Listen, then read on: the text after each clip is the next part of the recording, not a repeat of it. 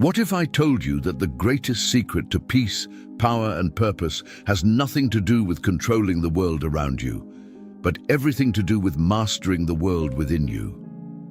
Imagine this for a moment. Emperors, soldiers, slaves, and philosophers, people who lived in times of chaos, plagues, invasions, and betrayals, yet many of them found unshakable calm.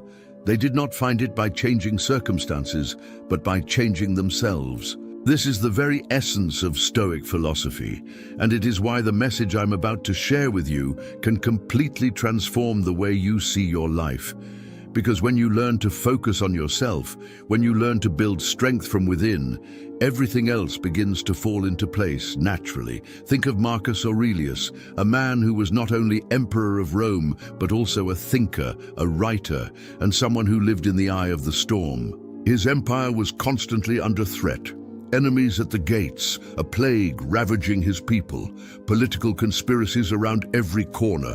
And yet his journal, the words we now read as meditations, does not speak of hatred, revenge, or despair. Instead, it speaks of patience, discipline, and acceptance. Why?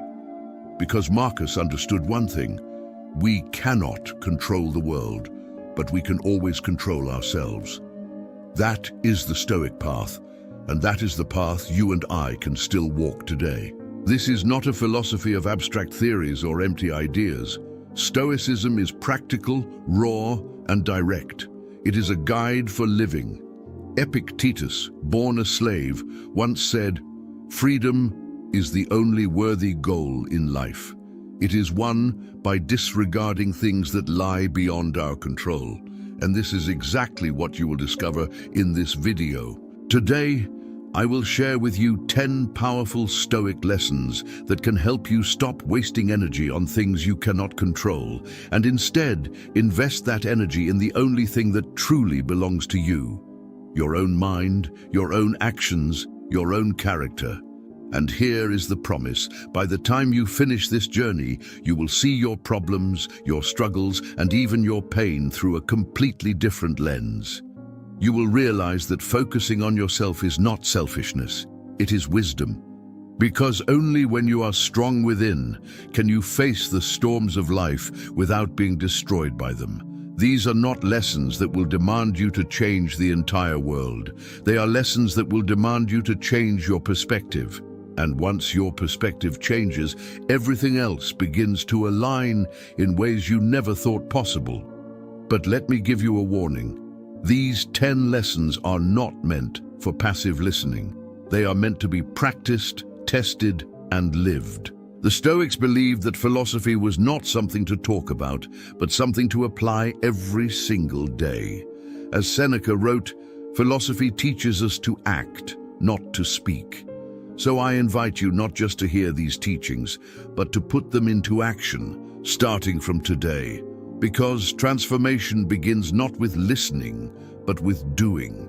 And here is something to keep in mind: stay with me until the very end. Because the last teaching, the 10th lesson, is perhaps the most powerful, the one that Marcus Aurelius himself turned to in his darkest moments. It is a truth that has survived centuries, and if you embrace it, it can become the foundation of your strength. No matter what storms come your way, you don't want to miss it. Now, before we dive into these timeless lessons, I want to invite you to engage with me in a very simple way. Stoicism is not about passive reflection, it is about active participation. So here is my challenge for you. When you hear a phrase that strikes you, when you feel one of these teachings resonate deep within, I want you to pause and write in the comments the phrase, "Control yourself." It is a simple reminder, a short command, but a powerful one. By writing those 2 words, you are already practicing the Stoic discipline of turning inward, of reclaiming your power, and of focusing only on what truly belongs to you. So let us begin this journey together. Prepare yourself to walk the path of Marcus Aurelius, Epictetus, and Seneca. Prepare yourself to unlearn the distractions of the world and return to the essence of strength. Because when you learn to focus on yourself, When you train your mind to remain calm, disciplined, and unshakable, then, and only then, everything else in life will begin to fall into place. This is not just philosophy. This is a way of life, and it is waiting for you to claim it. Lesson 10. Accept the things you cannot control. When Marcus Aurelius sat down at the end of long, exhausting days as emperor, he often reminded himself of one simple truth. You have power over your mind, not outside events. Realize this, and you will find strength. This idea, perhaps the most powerful of all Stoic teachings, is the foundation upon which the entire philosophy rests. To focus on yourself and watch everything fall into place begins with acceptance. Acceptance that there are things in life beyond your command, and that peace comes only when you stop wrestling against them. Think about your own life for a moment. How much time have you spent wishing that people would change? How many hours have you lost in anger over circumstances that you had no ability to alter? How often have you replayed events in your mind, desperately hoping reality could have been different? Each of us has wasted days, even years, in this struggle. The Stoics saw it clearly. It is not the events themselves that torment us, but our resistance to them. Epictetus, born into slavery, could have lived his entire life in bitterness. His body was broken by a cruel master, leaving him crippled for life, and yet he rose to become one of the greatest teachers of philosophy. Why? Because he refused to let his mind be chained by what his body and his circumstances could not change. He taught that the first task of the philosopher is to draw a line between what is within our power, our thoughts, our choices, our actions, and what is not, other people, fortune, accidents, and death. If we confuse the two, we guarantee misery. If we see the line clearly, we unlock freedom. Consider how often modern life tests this lesson. You are stuck in traffic, and the frustration rises in your chest. But does your anger move the cars any faster? A storm cancels your flight, and all your carefully laid plans fall apart. But does shouting at the sky change the weather? A friend betrays your trust, and the pain is real. But does replaying the betrayal alter their choice? The Stoics remind us again and again, no. These things are not within your command. The only thing you can shape is how you respond. This acceptance is not weakness. It is not resignation. It is clarity. When you accept that the world will not bend to your will, you stop scattering your strength in 1,000 directions. You reclaim that energy and you direct it inward. You use it to discipline your reactions, to act with virtue, to endure with dignity. And paradoxically, when you stop trying to control the uncontrollable, you gain greater influence over your life than you ever imagined. Think of the calm person in a crisis, the one who keeps a steady voice while everyone else panics. That calm does not come from controlling the storm. It comes from refusing to let the storm control them. This is what Marcus Aurelius practiced daily. Surrounded by war, disease, and betrayal, he repeated to himself, "If you are pained by external things, it is not they that disturb you, but your own judgment of them." To live by this lesson is to embrace serenity. Imagine how different your life would feel if you stopped expecting the world to obey your desires. Imagine the weight lifted from your shoulders if you could truly say, "This is not mine to control, so I release it." In that moment, you step into freedom. This is the 10th lesson, because it is both the simplest and the hardest. Simple because the line between what we control and what we do not is clear. Hard because our hearts still want to grasp the world and force it into submission. But remember this, the storms of life are not asking for your permission. They will come and go whether you resist or not. The choice you have is whether to drown in your resistance or to find peace in acceptance. So as we begin this journey through the Stoic path, hold on to this truth. Accept the things you cannot control and focus only on the strength of your own mind. In that focus, everything else begins to fall into place. Lesson 9. Master your reactions. Seneca once wrote, "We suffer more in imagination than in reality." The Stoics understood that while events may strike us from the outside, the true battlefield is within our own mind. Life will present difficulties, insults, losses, and pains, but the meaning of those events, whether they destroy us or strengthen us, depends entirely on how we choose to react. To focus on yourself and watch everything fall into place requires this inner mastery. Without it, you are tossed about by every external blow. With it, you become unshakable. Imagine walking through the marketplace of ancient Rome. A stranger bumps into you roughly, spilling wine on your cloak. Do you lash out, cursing the man, escalating conflict in front of everyone? Or do you breathe, remember that accidents happen, and continue on with dignity? The event itself is neutral. It is your reaction that gives it the power to disturb your peace. And the same is true today. Whether it is a rude driver, a critical co-worker, or a family argument, the situation is far less important than the story you tell yourself about it and the reaction you allow yourself to take. Epictetus compared life to a play. You do not control the script, the other actors, or the length of the performance. You control only how you play your role.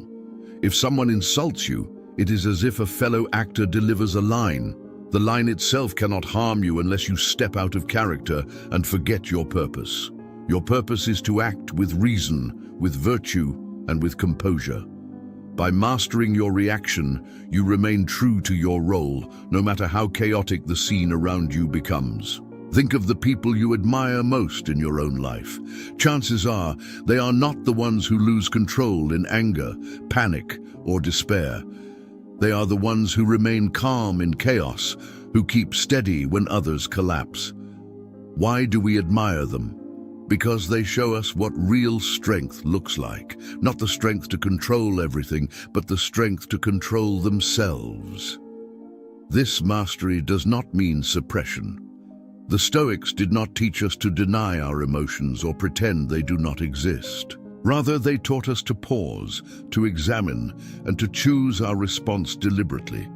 Anger will rise, fear will appear, grief will visit. These are natural, but you are not required to act blindly under their command. Marcus Aurelius practiced this discipline every day. He reminded himself, "You have power over your mind.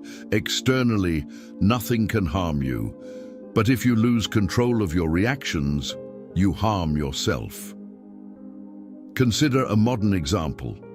You receive a harsh email at work. Your pulse quickens, your chest tightens, your mind fills with retorts. At this moment, you have two paths. One is to react instantly, to reply with sharp words that may damage relationships and your own reputation.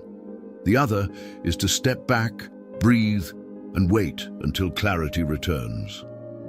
By choosing the second, you demonstrate mastery, not over the other person, but over yourself. That mastery protects your peace and keeps your integrity intact. The Stoics believed that this inner mastery is not only a defense, but also a form of freedom. If no one can force you to react in ways you do not choose, then no one can truly enslave your spirit. They can insult you, but you are free not to be insulted. They can harm your body, but you are free to choose courage. They can take away possessions, but you are free to practice detachment. This is why Epictetus, though once a slave, was freer in spirit than many emperors. Training this mastery is a lifelong practice. It begins with awareness, catching yourself in the moment before you react. It continues with discipline, reminding yourself of what truly matters and what does not. And it deepens with repetition. Each time you choose calm over chaos, you strengthen the habit of mastery. Over time, this becomes your nature. You no longer need to wrestle with anger because you have taught your mind to respond with reason. To master your reactions is to hold the key to peace. Without this mastery, even the smallest insult can disturb your day. With it, even great misfortunes cannot rob you of your dignity. Marcus Aurelius faced conspiracies, betrayals, and the collapse of armies, yet his writings show a steady hand, a calm tone. He knew the truth. The world will test you, but your reaction defines you. So let this lesson sink deeply. Focus not on what others do, not on what fortune brings, but on how you respond. In this lies your power. In this lies your freedom. And when you master your reactions, you will discover that everything else in life begins to align, not because the world changes, but because you are unshaken by it. Lesson 8. Live according to nature. The Stoics often repeated a phrase that sounds simple, but contains a depth of wisdom that can reshape your entire life. Live according to nature. At first, this may sound vague or even outdated. What does it mean to live according to nature in a world of skyscrapers, digital screens, and artificial lights? But when we examine it closely, we see that this lesson speaks directly to our deepest struggles today. To live according to nature is to align yourself with reality as it is, not as you wish it to be. It is to understand your place in the world, your role as a human being, and to live in harmony with reason, virtue, and the natural order of life. For Marcus Aurelius, living according to nature meant remembering that he was not just an emperor, but also a man, a mortal creature subject to sickness, aging, and death like everyone else. He reminded himself daily that he was a part of the larger whole, that he existed not to indulge in selfish pleasures, but to serve, to contribute, and to live with justice. "What is not good for the hive is not good for the bee," he wrote, teaching himself that his nature was not isolated but connected. In our modern lives, this lesson is more important than ever. So much of our suffering comes from resisting nature. We demand that life be easy, but nature has given us challenge. We demand that others always treat us kindly, but nature has given us a world of unpredictable personalities. We demand permanence, but nature has built everything to change, to age, and to pass away. To live according to nature is to stop fighting these truths and to start flowing with them. Think of a river. If you jump into it and fight against the current, you exhaust yourself and make no progress. But if you accept the flow and align yourself with it, you move forward with ease. Life is the same. Illness, aging, setbacks, and loss are part of nature's current. Fighting them does not stop them, it only drains your spirit. Acceptance, on the other hand, allows you to move with grace. Seneca warned often against resisting what is natural. He said, "Fate leads the willing and drags the unwilling." In other words, you can either walk in step with reality or be dragged by it in pain.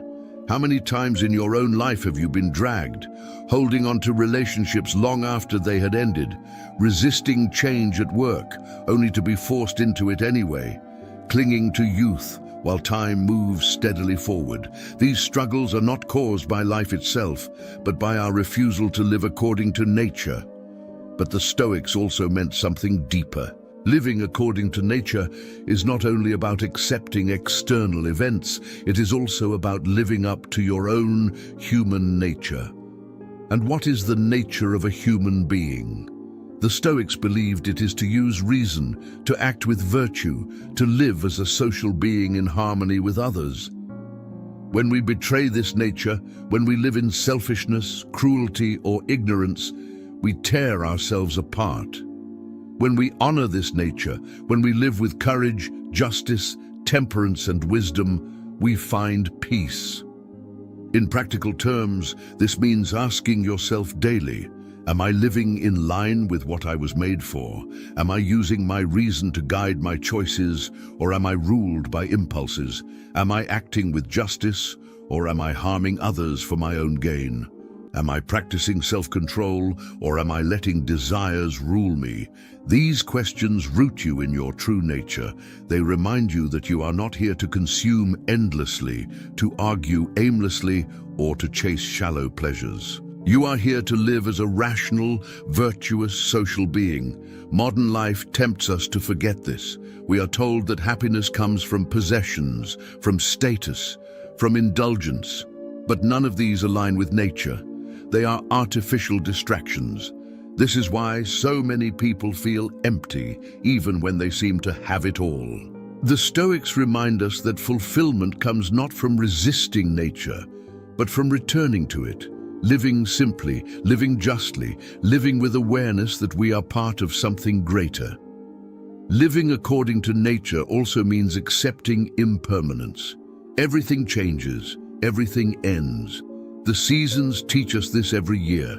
Spring blooms, summer flourishes, autumn fades, and winter strips everything bare. Human life is the same. To resist this is to invite endless grief. To accept it is to find beauty in each moment, knowing that it is part of the natural cycle. Marcus Aurelius reflected often on this truth, reminding himself that he too would soon be gone, just like the emperors before him. Far from depressing him, this gave him clarity. It urged him to use his short time to live well. So what does this lesson mean for you today? It means aligning yourself with reality instead of demanding that reality align with you. It means recognizing your own human nature and striving to live with reason and virtue. It means embracing change instead of resisting it. And it means remembering that you are part of something larger than yourself, and your duty is not only to yourself, but also to the whole. To live according to nature is to live free, free from the chains of unrealistic expectations, free from the torment of fighting against what must be, free from the illusions that society sells us. It is to walk in step with the world as it truly is, and in doing so, to discover peace. Lesson 7. Embrace adversity as training. The Stoics did not pray for an easy life. They did not ask the gods to remove obstacles from their path. Instead, they trained themselves to see every difficulty as an opportunity to grow stronger. To them, adversity was not an enemy, but a teacher, not a punishment, but a form of training for the soul. Marcus Aurelius expressed this clearly: the impediment to action advances action. What stands in the way becomes the way. This is one of the most radical and liberating lessons of Stoic philosophy. Imagine if instead of shrinking from problems, you welcomed them as exercises for your mind. Imagine if every insult became a chance to practice patience, every loss a chance to practice detachment, every setback a chance to practice resilience. This is what it means to embrace adversity as training. Think of a soldier preparing for battle. He does not grow stronger by sitting in comfort. He grows stronger by facing challenges, lifting heavy burdens, enduring pain, and testing his limits. Life works the same way.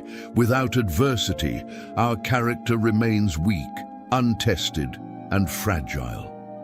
With adversity, we develop the inner muscles of courage, endurance, and wisdom. Seneca warned against wishing for a life without hardship. He said, "A gem cannot be polished without friction, nor a man perfected without trials. If you avoid struggle, you avoid growth. If you hide from pain, you hide from strength. The very difficulties you fear are the ones that can shape you into the person you were meant to become." Consider your own experiences. Look back at the hardest moments of your life, the failures, the heartbreaks, the losses. Were they pleasant? No. Did they test you? Absolutely. But are you not stronger, wiser, and more resilient because of them? Many people, when asked to name their turning points in life, point not to moments of ease, but to moments of struggle. It was in those moments that they discovered their true capacity. Epictetus, who endured slavery and disability, urged his students to see hardship as material for virtue. If life gave them pain, it was material for endurance. If life gave them injustice, it was material for justice. If life gave them fear, it was material for courage. To him, the world was like a training ground, and each difficulty was a weight placed on the soul to make it stronger. In modern life, we often fall into the trap of comfort. We seek convenience, ease, and safety at every turn, but comfort breeds weakness. If we never challenge ourselves, even small problems overwhelm us. This is why so many people break down over trivial inconveniences. They have never trained for hardship. The Stoics remind us to welcome struggle, not as something to be feared, but as something to be embraced. This does not mean you should seek out suffering for its own sake. The Stoics did not glorify pain. What they taught was that when pain comes, as it inevitably will, you must meet it with the right mindset. Instead of saying, "Why me?" say, "Why not me? Here is my chance to prove my strength." Instead of asking for a lighter burden, train yourself to carry a stronger back. Marcus Aurelius himself lived through plague, war, and betrayal. He could have complained endlessly, but instead he trained his mind to see each difficulty as part of his duty. Every night in his journal, he reminded himself that life was not meant to be easy. He saw each obstacle as material for the practice of virtue, and this is why his words still inspire us centuries later, because he lived what he wrote. Imagine how different your life would feel if you adopted this perspective. Instead of fearing adversity, you would welcome it. Instead of breaking under pressure, you would grow from it. Instead of asking life to spare you from storms, you would train yourself to become the storm. This is the strength the Stoics cultivated, a strength available to you as well. So the next time life challenges you, pause and remind yourself, this is training. This pain is polishing me. This obstacle is shaping me. The more you embrace adversity as training, the stronger you become. And when you focus on strengthening yourself in this way, everything else in life begins to fall into place. Lesson 6. Detach from desire. One of the most dangerous traps of the human mind is desire, the endless craving for more, the constant hunger for what we do not yet have. The Stoics saw this clearly. They understood that unchecked desire chains us to disappointment, because the moment we gain what we crave, the satisfaction fades and new cravings rise again. Seneca warned us, "It is not the man who has too little, but the man who craves more, that is poor." To focus on yourself and watch everything fall into place, you must learn the discipline of detachment from desire. This does not mean rejecting all pleasure or abandoning all ambition. The Stoics were not ascetics hiding in caves. They believed in enjoying life's gifts, but only in moderation, and never as slaves to them. The lesson is not to eliminate desire completely, but to master it, so that you possess your desires rather than letting your desires possess you. Think about how desire works in modern life. You want a new phone, a new car, a bigger house. You convince yourself that once you have it, you will finally be content. And for a brief moment, you are. But soon, the shine wears off, and your mind begins to crave the next thing. This is the cycle of desire, an endless treadmill that never allows rest. The Stoics saw it for what it is, a trap that steals our peace.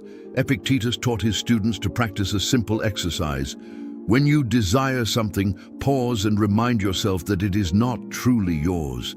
The object, the outcome, the recognition, all of it lies outside your complete control. You may gain it or you may not, and if your happiness depends on it, then your happiness is chained to fortune. But if you detach, if you say to yourself, "I will enjoy it if it comes, but I do not need it to live well," then you are free. Detachment from desire also means training your mind to see abundance in what you already have. Seneca urged his students to practice gratitude, to remind themselves daily of the wealth already within reach. It is not the man who has little, but the man who longs for more. that is poor.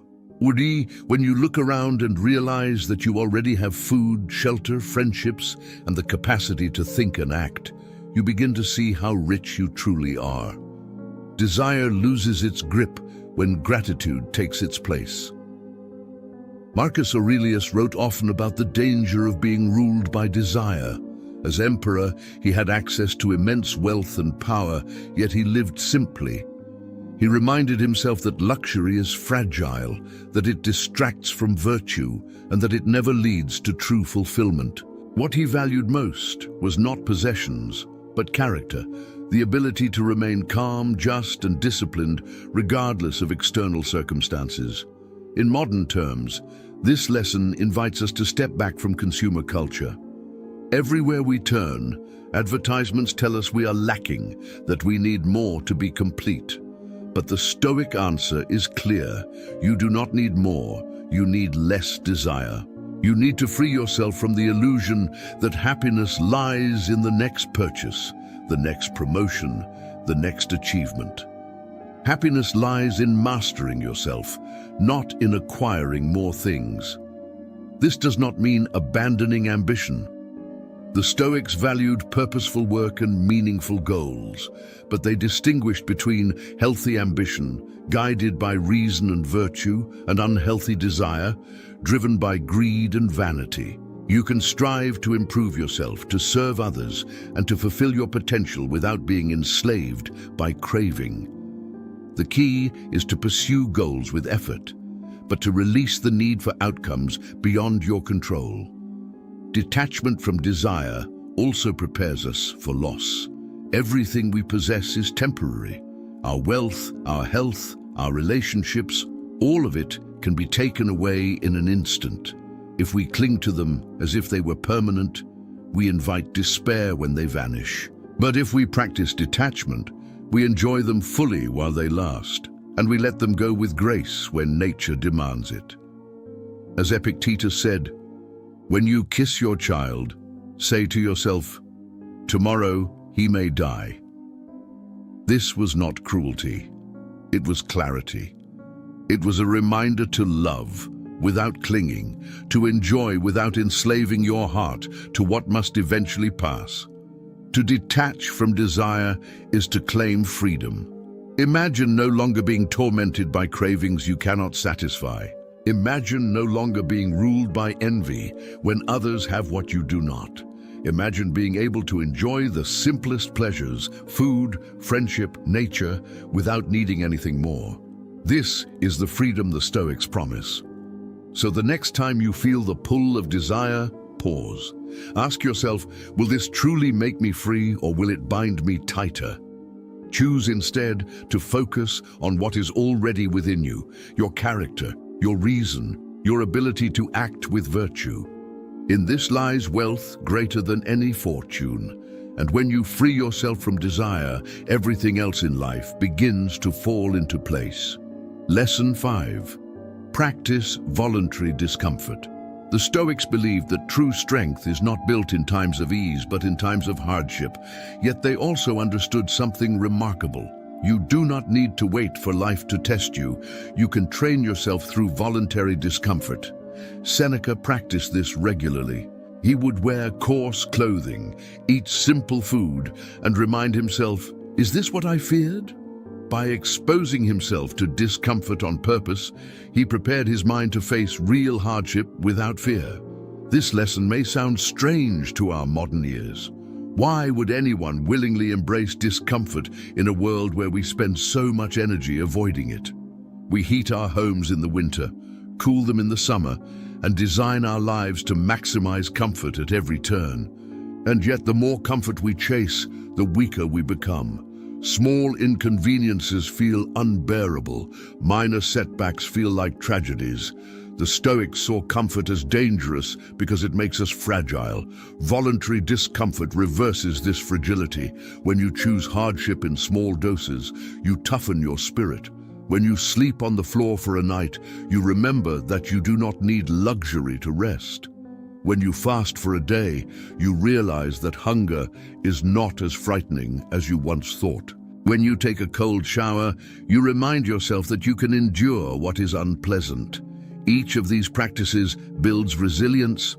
Each is a way of teaching your mind, I am stronger than my circumstances. Epictetus, who knew true hardship, told his students, difficulties show what men are. By voluntarily practicing discomfort, you train yourself to meet difficulties with strength rather than fear. You remind yourself that you can survive with less, and in doing so, you discover freedom. Because what can fortune take from a man who has already trained himself to live with little? Consider how fragile modern society has become. A slow internet connection sparks anger. A delayed flight creates panic. A broken appliance feels like a crisis. But these are not crises. They are small inconveniences. The Stoic practice of voluntary discomfort puts these in perspective. When you have trained yourself to endure hunger, cold, and fatigue, these minor problems no longer disturb you. You become steady, calm, unshaken. Seneca often reflected on the wealth he possessed, but he feared its power over him. That is why he would deliberately live as if he were poor, reminding himself that wealth was not necessary for happiness. He wrote, "Set aside a certain number of days, during which you shall be content with the scantiest and cheapest fare, with coarse and rough dress, saying to yourself the while, 'Is this the condition that I feared?'" By doing so, he freed himself from the fear of poverty. He proved to himself that even if fortune turned against him, he could still live well. This practice does not require extremes. You do not need to abandon your home or starve yourself. The point is not to harm yourself, but to remind yourself that you can endure more than you think. Small acts of discomfort are enough. Walk instead of driving, skip a meal, sleep without a blanket, wear the same clothes for several days. Each act is a reminder. Happiness does not depend on comfort, and peace does not depend on luxury. By practicing voluntary discomfort, you also build gratitude. When you return to comfort after choosing discomfort, you appreciate it more deeply. A simple meal tastes like a feast after fasting. A warm bed feels like paradise after a cold night. In this way, discomfort sharpens your sense of gratitude for what you already have, and gratitude is one of the deepest sources of peace. In our modern world, many people live in constant anxiety about losing what they have. They fear losing wealth, status, or possessions. But voluntary discomfort dissolves this fear. When you deliberately give up comfort, you realize that you can live without it. You no longer fear poverty because you have already practiced it. You no longer fear hardship because you have already endured it. This is freedom, to live without fear of losing what is not essential. Imagine how powerful you would feel if you knew with certainty that you could endure anything. Imagine facing the possibility of loss not with terror, but with calm acceptance. This is the gift of voluntary discomfort. It prepares you for life's storms by reminding you that your happiness is not tied to possessions, luxury, or ease. It is tied to your ability to remain strong no matter what. So take this lesson seriously. Begin small. Choose one act of voluntary discomfort this week. Eat a simple meal of bread and water. Take a walk in the cold without complaining. Sleep without your usual comforts. As you do, remind yourself, this is enough. I can endure this. Each act will strengthen your spirit, and the stronger your spirit becomes, the less the world can shake you. Voluntary discomfort is not punishment. It is training. It is how you prepare your mind for the inevitable hardships of life. And when real adversity comes, as it always does, you will meet it not with fear, but with strength. That is the Stoic way. Lesson 4. Guard your time fiercely. Of all the resources in the world, time is the only one that cannot be replaced. You can lose money and earn it again. You can lose possessions and acquire new ones, but every hour, every minute that passes is gone forever. The Stoics understood this with painful clarity. Seneca warned, "It is not that we have a short time to live, but that we waste much of it." To live well, to focus on yourself and watch everything fall into place, you must learn to guard your time fiercely. Think for a moment about how you spend your days. How many hours slip away in distractions, scrolling through endless feeds, arguing about trivial matters, indulging in gossip, chasing pleasures that vanish as soon as they arrive? If you add them up, you may find that a large part of your life has been given to things that bring no lasting value. The Stoics urged us to wake up to this reality, to stop living as if we had an endless supply of tomorrows, and to treat each day as if it could be our last. Marcus Aurelius reminded himself constantly of the brevity of life. In Meditations he wrote, "You could leave life right now. Let that determine what you do and say and think." These words are not meant to depress, but to sharpen focus. They are a call to live intentionally, to stop wasting time on things that do not matter, and to dedicate yourself to what is essential. Guarding your time means becoming conscious of how you spend it. It means asking yourself, is this worthy of my limited hours? Is this action aligned with my values, my purpose, my nature? If the answer is no, then you must have the courage to let it go. To say no is not selfishness, it is wisdom. Because every time you say yes to something trivial, you are saying no to something meaningful. Seneca criticized those who guarded their wealth more carefully than their time. He observed that people become furious when a small amount of money is stolen from them, but they allow hours, even years, to be taken without protest. He called this the greatest waste of all, to hand over your life, piece by piece, to distractions and trivialities, while pretending you have an infinite supply. In modern times, this lesson is even more urgent. The world is designed to steal your attention. Technology, entertainment, and advertising compete endlessly for your time. If you are not vigilant, you will wake up one day realizing that much of your life has been consumed by empty distractions. Guarding your time fiercely is not optional, it is essential. This does not mean living in rigidity or denying yourself joy. It means choosing consciously. It means valuing quality over quantity.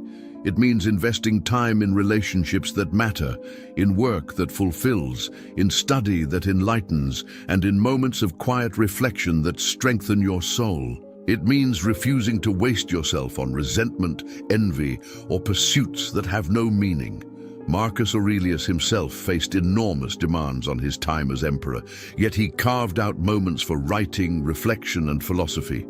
He knew that without these practices, his spirit would wither under the weight of endless duties. If the Emperor of Rome could guard his time, then surely we can too. To apply this lesson, begin by observing where your time goes. Keep a journal for a week. Notice how much is spent on distractions, on things outside your control, on empty indulgences. Then ask yourself, what can I cut away? What can I replace with something worthy? Even small adjustments create immense change. Guarding your time also means embracing mortality. Remembering death is not morbid, it is liberating. When you know that your days are limited, you stop postponing what matters. You stop saying, "I'll do it someday," and you start living today. Seneca urged us to live each day as a complete life, so that whenever death comes, we are ready, because nothing essential has been left undone. So let this lesson take root in you. Stop wasting hours as if they were endless. Start treating your time as the rarest treasure you possess. Focus on what matters most, your character, your virtues, your purpose, and give your hours only to those things. Because in the end, it is not how long you live that matters, but how well you use the time given to you. When you guard your time fiercely, distractions lose their power. Regret fades. Life becomes sharper, fuller, more intentional.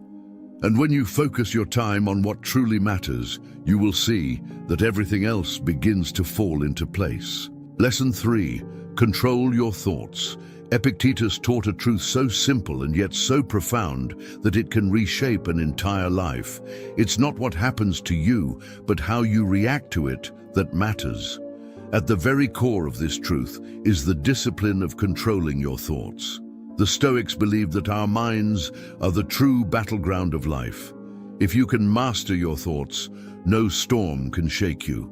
If you cannot, even the smallest breeze will topple you. Every day, countless impressions bombard us. A harsh word from a stranger, a disappointing message from work, an unexpected problem that interrupts our plans. Immediately, the mind begins to create stories.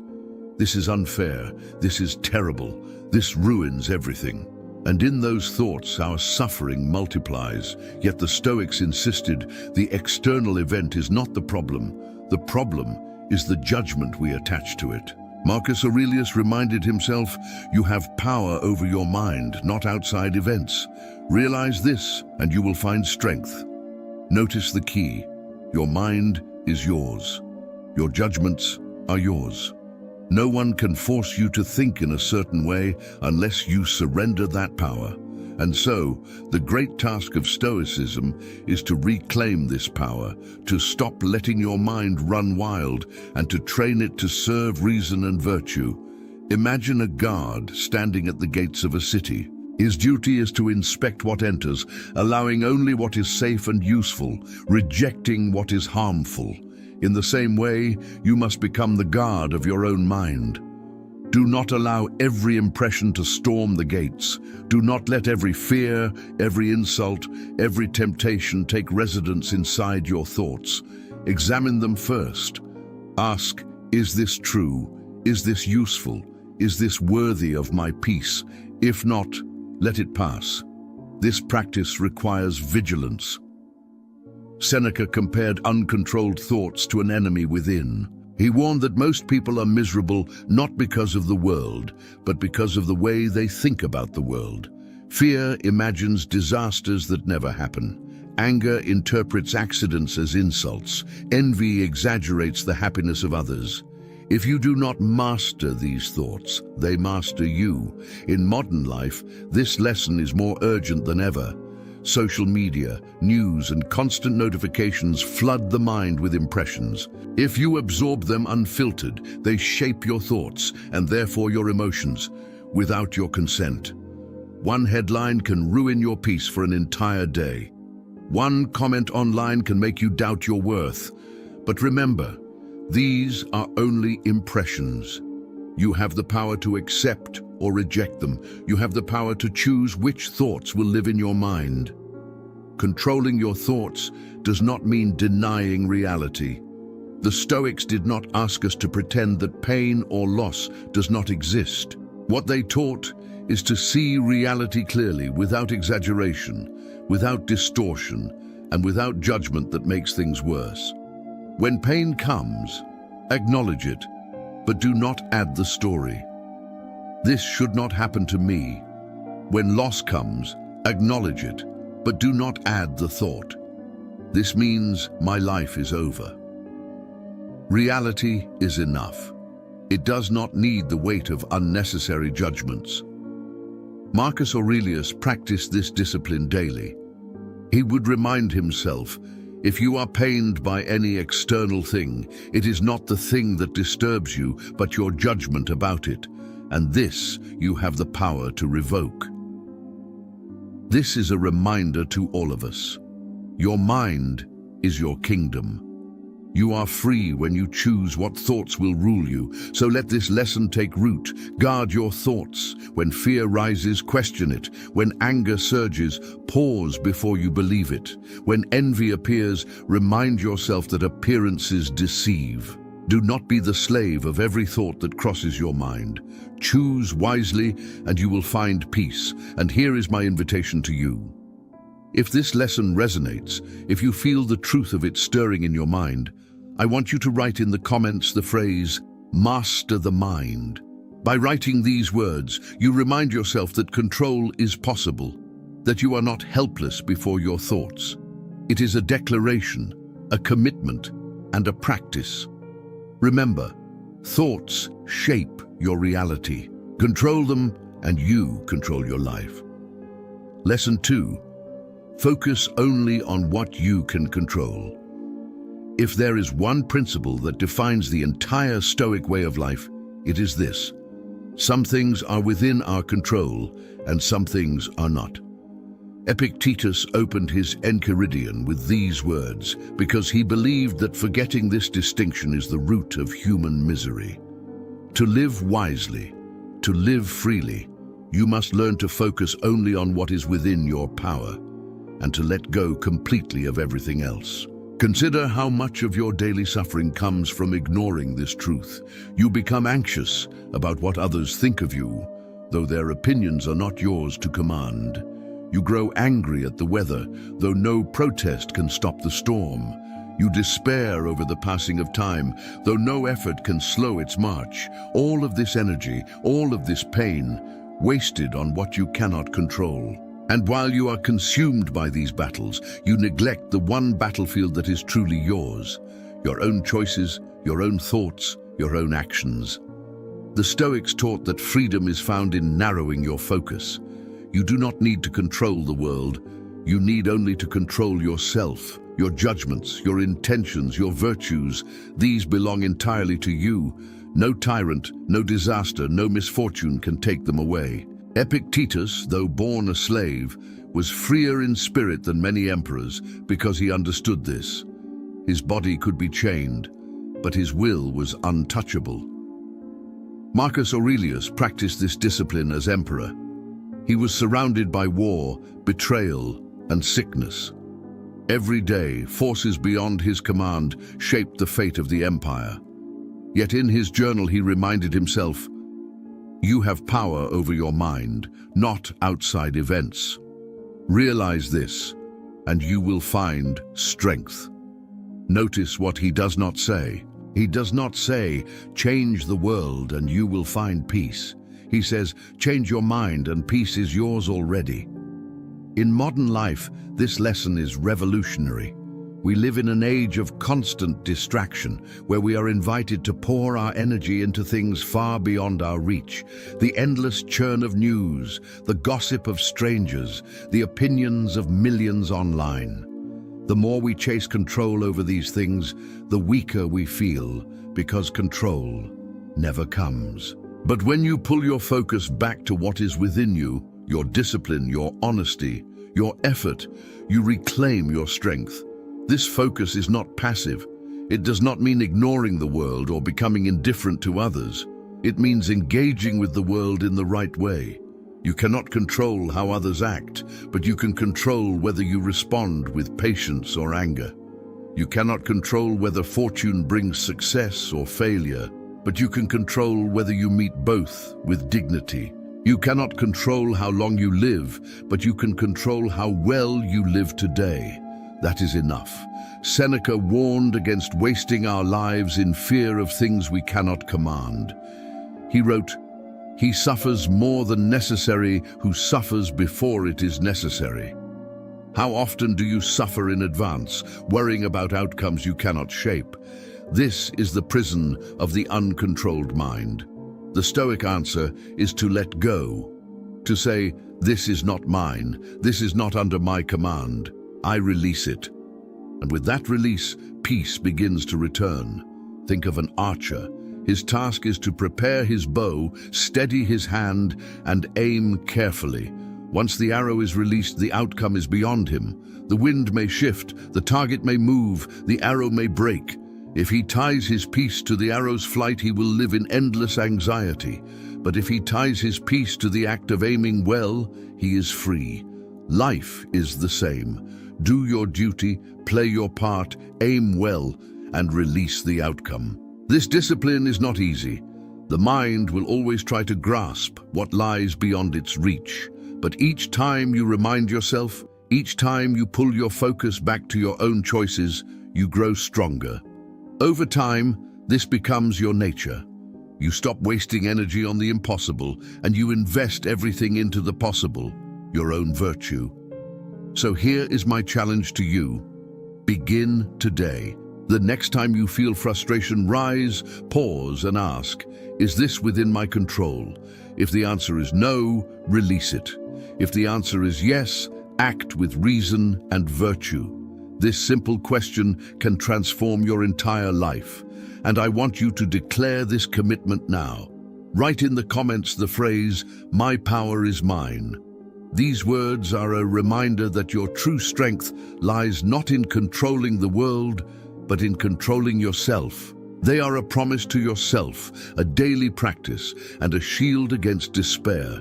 Focus only on what you can control and let go of everything else. In this, you will find freedom. In this, everything else begins to fall into place. Lesson 1. Live with virtue above all. At the heart of Stoic philosophy lies a principle so clear and so powerful that it forms the foundation of everything else. The only true good is virtue, and the only true evil is vice. Wealth, health, pleasure, and status may come and go, but they are not in themselves good or bad. They are indifferent. What matters, what defines the quality of a life, is how you live. With wisdom, with justice, with courage, and with temperance. This is the Stoic vision of the highest good. Marcus Aurelius, ruler of the largest empire in the world, reminded himself daily that power and glory were meaningless if not used with virtue. He wrote, "Just that you do the right thing. The rest doesn't matter." Imagine an emperor surrounded by wealth, armies, and endless temptations, reducing life to such simplicity. Do the right thing. That is enough. Seneca echoed this truth when he wrote, "A good character once established is not easily overthrown." For him, virtue was the anchor that holds us steady through all of life's storms. Without it, we are lost, tossed about by desires, fears, and accidents. With it, we are secure, no matter what fortune brings. To live with virtue above all is to recognize that your character is the only possession that truly belongs to you. You may lose health, but you do not lose the choice to act with courage. You may lose wealth, but you do not lose the ability to act with justice. You may lose friends or status, but you do not lose the power to live with wisdom. Everything external can be taken from you. Virtue cannot. In practical terms, the Stoics identified 4 cardinal virtues to guide life. Wisdom, to see the world clearly without illusion and to act according to reason. Justice, to give others their due, to live fairly, to treat others as part of the same human family. Courage, to face fear, pain, and hardship with strength without running away. Temperance, to control your desires, to live with balance, and to avoid being ruled by excess. These virtues are not abstract ideals. They are daily practices. Each decision is a test. Will you choose wisdom or ignorance, justice or selfishness, courage or cowardice, temperance or indulgence? Over time, these choices shape your character, and your character shapes your destiny. Living with virtue above all also brings freedom. If you believe that wealth or pleasure is the highest good, then you are enslaved to fortune, happy when you have them, miserable when you do not. But if virtue is the highest good, then no loss can ruin you. Fortune may strip away everything external, but it cannot touch your integrity. And a person who lives with integrity is untouchable. In modern life, this lesson is more needed than ever. We live in a world that worships success, status, and possessions, often at the cost of integrity. But look closely. How many wealthy people are restless? How many powerful people are miserable? How many famous people are broken? Without virtue, none of these externals bring peace. But with virtue, even poverty, obscurity, and sickness can be endured with dignity. Marcus Aurelius faced betrayal, illness, and endless war, yet he never abandoned his commitment to virtue. He reminded himself, if it is not right, do not do it. If it is not true, do not say it. This simple rule guided the Emperor of Rome, and it can guide you as well. So ask yourself each day, am I living with wisdom? Am I practicing justice? Am I showing courage? Am I exercising temperance? If you can answer yes, then no matter your circumstances, you are living well. That is the Stoic promise. And here is my final invitation to you. If this lesson resonates, if you are ready to make virtue your compass, then write in the comments the phrase virtue first. These two words are more than a slogan. They are a declaration of your highest priority, a reminder that character is the foundation of freedom, and a commitment to live as the Stoics lived. Because when you place virtue above all else, everything else in life begins to fall into place. We have traveled together through 10 timeless lessons of Stoic philosophy, and each one has carried us deeper into the heart of a truth the ancients knew well. The world is uncertain, unpredictable, and often harsh, but peace is always within reach if you learn to master yourself. This is the wisdom that sustained Epictetus in slavery, Seneca in political danger, and Marcus Aurelius on the throne of an empire in chaos. And it is the same wisdom that can sustain you today in a world filled with distractions, anxieties, and endless pressures. Think back to where we began, with the call to focus on yourself and watch everything else fall into place. This is not selfishness. It is clarity. Because what is the alternative? To spend your life trying to control what cannot be controlled, to anchor your happiness to the shifting winds of fortune, possessions, or the opinions of others. That path leads only to frustration. The Stoics showed us another way, the way of inner strength, of reason, of virtue. The 10th lesson taught us to accept what we cannot control. The 9th taught us to master our reactions. The 8th reminded us to live according to nature. The 7th urged us to embrace adversity as training. The 6th called us to detach from desire. The 5th encouraged us to practice voluntary discomfort. The 4th reminded us to guard our time fiercely. The 3rd commanded us to control our thoughts. The 2nd taught us to focus only on what is within our power, and the 1st placed virtue above all else. Together, these lessons form a complete philosophy of life, not abstract theories, but practical tools. Tools you can use today, in your relationships, in your work, in your struggles. Tools that remind you that peace is not found in changing the world, but in changing yourself.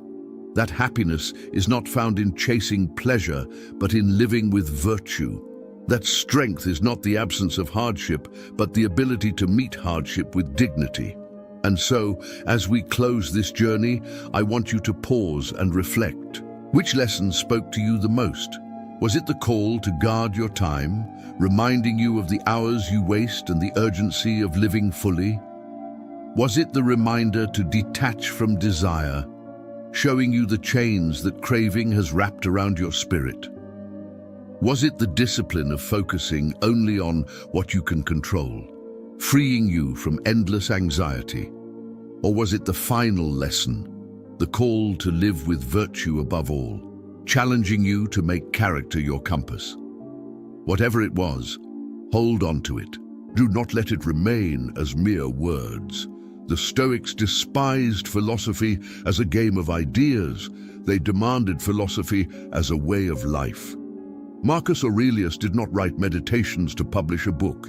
He wrote it to train his mind, to live better, to hold himself accountable. Seneca did not write his letters to impress others, but to remind himself and his friends that time is short and virtue is urgent. Epictetus did not speak to entertain, but to transform. That same call now comes to you. Ask yourself, what will you do differently tomorrow?